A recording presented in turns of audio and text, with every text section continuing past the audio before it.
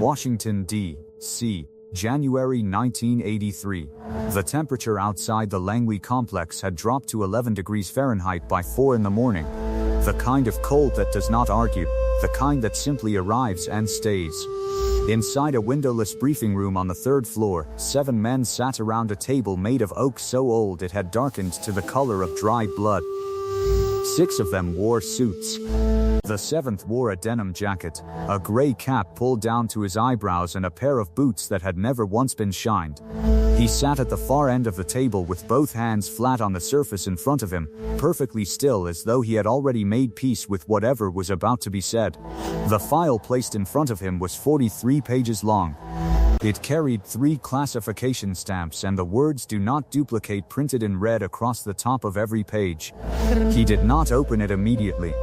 He looked at the man who had placed it there, a senior operations director named Gerald Harmon, 51 years old, 22 years in the agency, the holder of 4 distinguished intelligence medals that he kept in a box he had never shown his wife. Harmon set both hands on the table and said what 6 other men in that room already knew. This mission had been assessed by 4 independent planning cells over the previous 8 months. It had been run through simulation models, field feasibility matrices, and a risk projection framework used only for operations with catastrophic failure potential. The consensus was unanimous. The mission was not survivable in its current form. The extraction window was 6 hours. The terrain was hostile. The communication blackout was total. 3 previous operatives had been assigned, briefed, and then quietly reassigned to other postings when the full scope became clear. The agency had placed the file in front of a man sitting at the far end of a table in a denim jacket because, after 8 months and 3 withdrawals, there was nobody left to ask who had any realistic chance of walking back through a door afterward. Nobody in that room knew what the man in the denim jacket was about to say. Nobody knew they were about to witness something that would be discussed in classified debriefings for the next 2 decades, and in hallway conversations for longer than that. In the next 6 hours, a number that the agency's own models had called impossible, Chuck Norris would prove that the distance between a calculated impossibility and a completed mission is measured in something the models had never learned to account for. Stay with this until the end. Because what he said from that chair before the clock had even started would change the shape of the conversation in that room for the rest of the night. Gerald Harmon had not arrived at that table without credentials. The file he had placed in front of the man in the denim jacket represented the conclusion of a process that had involved analysts from 3 directorates, a retired general from Special Operations Command, and a 4-member panel that had met in a separate facility in Northern Virginia specifically to assess the probability of successful completion. The panel's formal written finding, delivered in November of the previous year, contained 1 sentence that had been underlined in red by the deputy director himself. The sentence read, "No currently available asset possesses the combination of physical capability, operational judgment, and psychological profile necessary to execute this mission within the parameters as defined." That sentence was a precise, considered, professionally constructed conclusion. The men who wrote it were not careless men. They were men who had spent careers learning the difference between what sounds difficult and what is actually impossible, and they had decided, on the basis of everything they knew, that this particular thing fell into the second category. The target was a compound 41 kilometers from a border crossing in a region where the agency had no active informant network and no reliable aerial coverage. The extraction required a single operator to penetrate a perimeter guarded by a rotating security detail, recover a specific item from a specific location inside a specific structure, and return to a pre-arranged contact point, all within a window that opened at 3 in the morning and closed, without exception, at 9. 6 hours. 360 minutes from the moment boots touched the ground to the moment the contact window expired. The perimeter alone had been classified as a 2-man minimum in every prior operational assessment. The communication blackout, a consequence of signal jamming infrastructure that had been installed in the region 18 months earlier, meant that once the operator crossed the insertion point, there was no contact, no support, no abort signal, no way to know if the situation had changed. The operator would proceed, or not proceed, entirely on the basis of what he saw, what he felt, and what he had decided before he left the room. 3 men had read that description and requested reassignment. They were not cowards. The agency did not employ cowards. They were experienced, capable, rational professionals who had looked at what was being asked and concluded, using every tool of judgment they possessed, that the request exceeded what could reasonably be completed in the time available by any human being operating alone.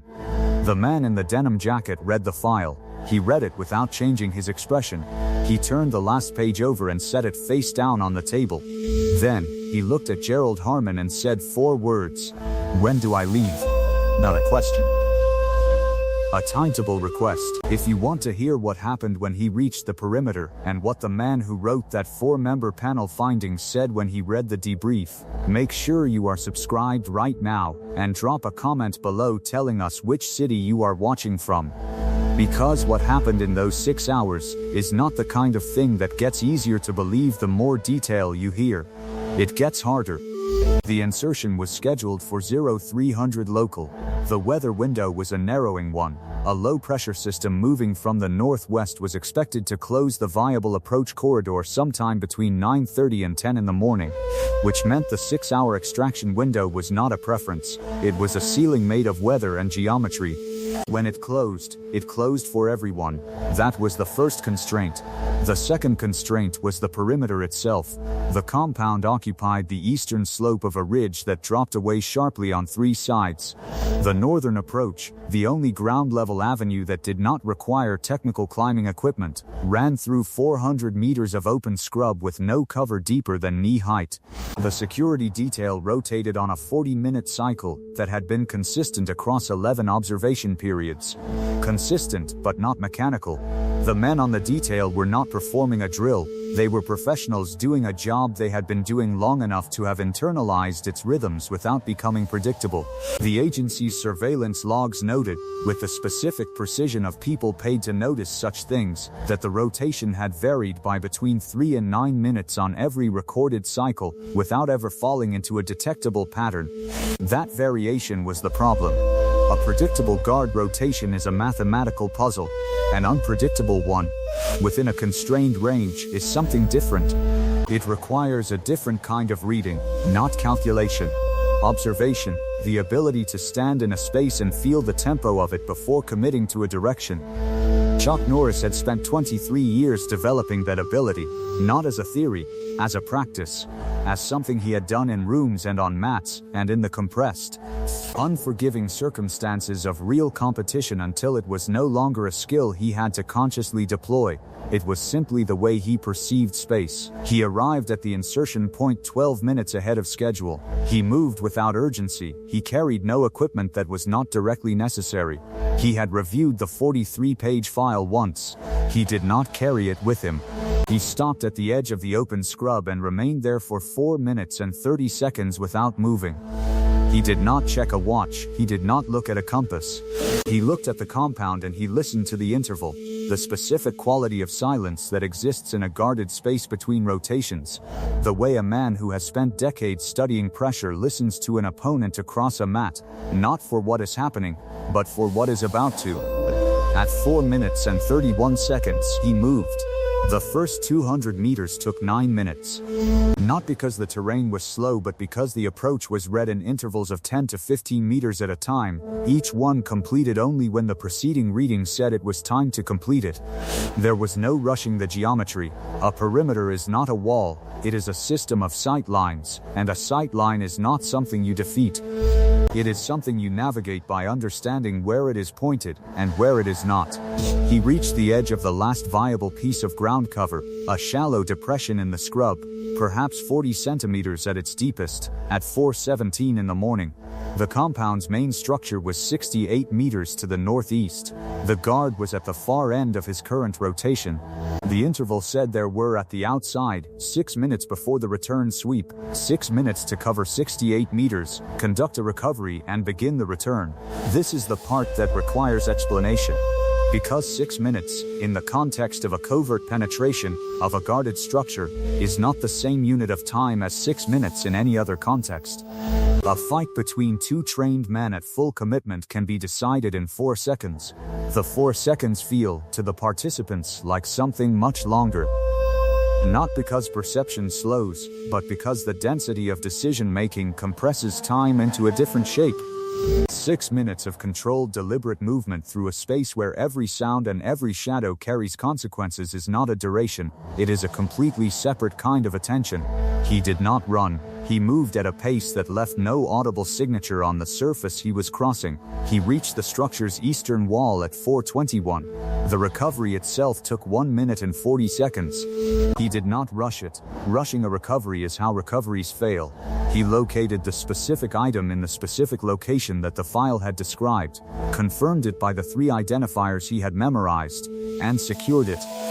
He was back in the open scrub before the guard completed the return sweep. He did not look back. The return to the contact point covered 41 kilometers of terrain that ranged from negotiable to extremely difficult without any support, any resupply, or any communication with the agency. He moved continuously. He rested once for 11 minutes at a position of cover on the western slope of the ridge, during a period when the weather window showed its first signs of narrowing. He reached the contact point at 9:04 in the morning. The contact window closed at 900. He arrived 4 minutes after the official close of the window. The contact was still there. The contact had made a decision, a professional, unauthorized personal decision, to remain at the position for an additional 10 minutes beyond protocol, based on a judgment that had no procedural basis and would later be the subject of an internal review. The contact would say, in that review, that he had stayed because he believed the man he was waiting for would arrive. He could not explain the basis of the belief.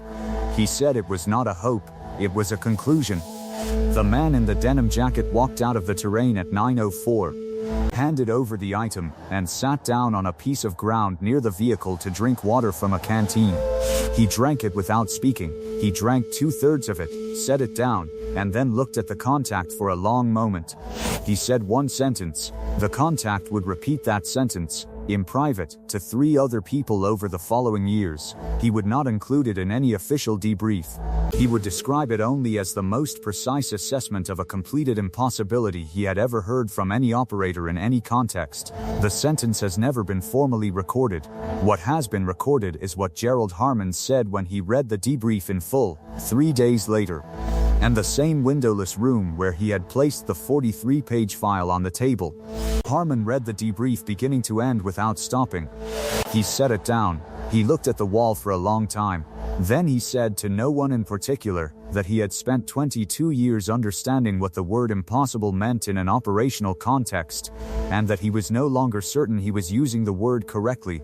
The senior analyst seated to his left, a woman named Patricia Voss, 38 years old, 15 years in the directorate, the author of the original feasibility assessment, did not respond immediately. She looked at the debrief. She looked at the timeline it contained. She ran the numbers as she had been trained to do, against the parameters she had established when she wrote the original assessment. Then she said that she wanted to revisit the 4th paragraph of her original finding. There is a particular quality to the moment when a professionally constructed assessment of impossibility meets a completed event. It is not the quality of embarrassment, though embarrassment may be present. It is something more specific. It is the quality of a framework being revised from the inside, the sensation of a person who has spent years building a precise understanding of limits, discovering that the limits were drawn in the right place, but around the wrong man. Patricia Voss revised the 4th paragraph. The revision was 3 words. The 3 words replaced the phrase "no currently available asset" with a construction that acknowledged the existence of a category of operator that the original framework had not adequately accounted for. She filed the revision. She did not attach a name to the category. She did not need to. The story did not remain inside the building. Stories of this specific shape never do. It moved the way such stories always move, sideways through personal channels, carried not by documents but by the people who had been present for some portion of it, and who found in certain later conversations that they could not entirely resist describing what they had seen. The contact who had waited the additional 10 minutes told his account to 2 colleagues over the following year, each time with the instruction that it was not to be repeated. It was repeated. The senior analyst at the contact point told his version to a retired operations officer at a dinner in Alexandria in the spring of that year. The retired officer told his version to a trainer at a facility in the Pacific Northwest 2 years after that. Each telling preserved the essential facts. 6 hours. 41 kilometers. A window that had officially closed. An item recovered. A sentence spoken beside a vehicle. Each telling also changed something. The terrain became more difficult.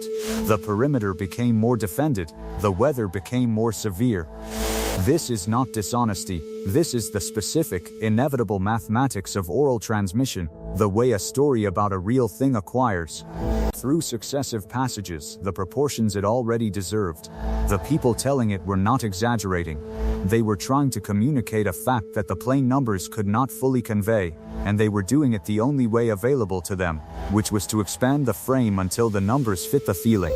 The feeling was this, that something had happened which should not have been possible, conducted by a man who had treated the assessment of impossibility as a piece of information, rather than a limitation, and who had proceeded from the table in the windowless room with the same quality of attention that he brought to every space he had ever entered.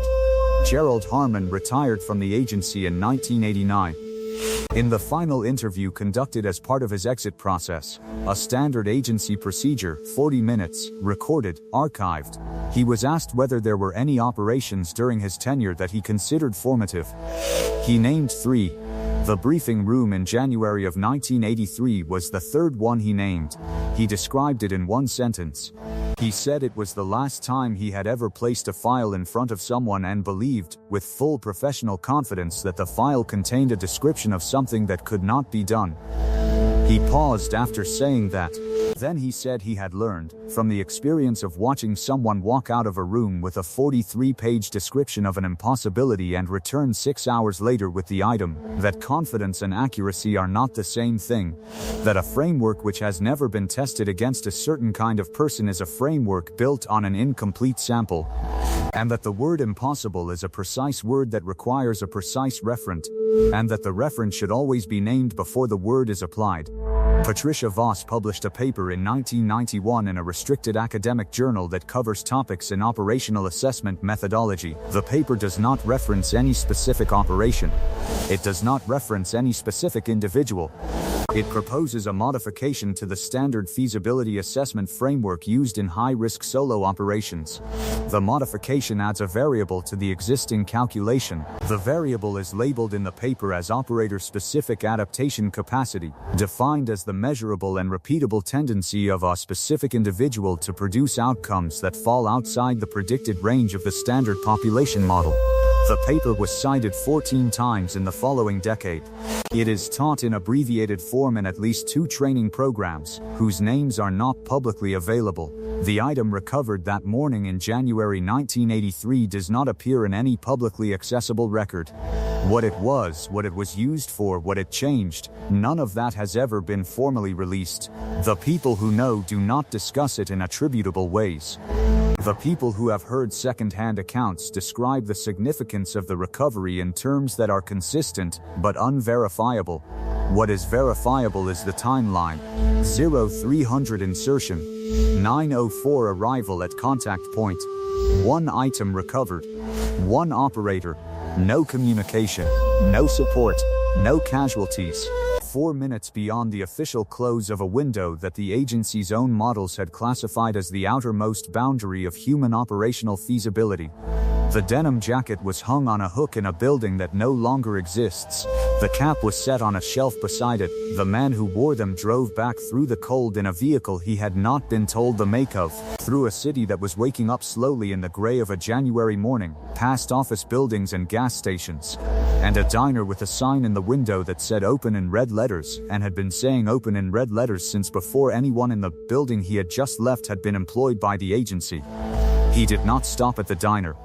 He drove past it at a steady speed, the way a man drives when he has already done the thing that needed doing, and does not need to reconstruct it out loud for himself in the silence of a car.